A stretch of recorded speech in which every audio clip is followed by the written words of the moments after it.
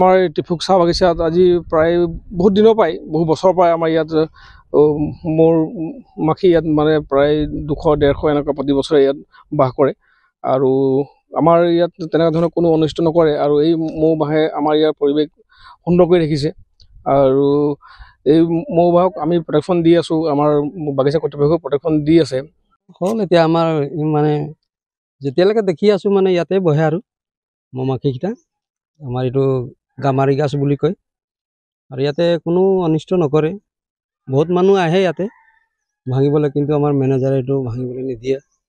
গছজোপাত কিবা এটা আছে বুলি আৰু ইয়াতে বহে, এইটো কাৰণে মেনেজাৰেও তাক ভাঙিবলৈ নিদিয়ে আৰু এনেকুৱা মানুহকো অনিষ্ট নকৰে আৰু। হয়, আজি এইটো টিফুক চাহ বাগিচাত 200 বছৰ পুৰণি গছজোপা। এই আমি আদিম যুগৰ পৰা যিসকল আমাৰ বৃদ্ধ আছে তেওঁলোকৰ মুখৰ পৰা শুনি আহিছোঁ এই গছজোপাৰ কথা।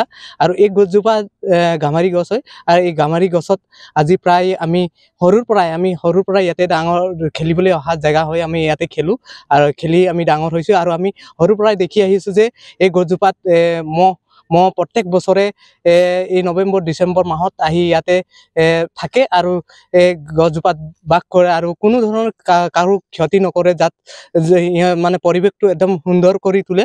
আৰু ইয়াৰ পৰা এটা এই হালধীয়া এটা হেৰি পৰে, যিটো কিবা পৰে, এইটো আমি ইমান হেৰিকে ক'ব পৰা নাই, কিন্তু এইটো এটা সুন্দৰ কৰি তোলে।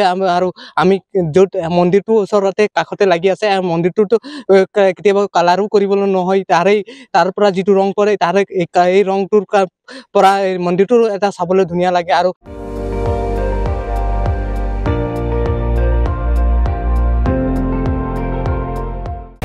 আপুনি চাই আছে ND24, সৰ্বশ্ৰেষ্ঠ নহয় সৰ্বোত্তমৰ দৌৰ।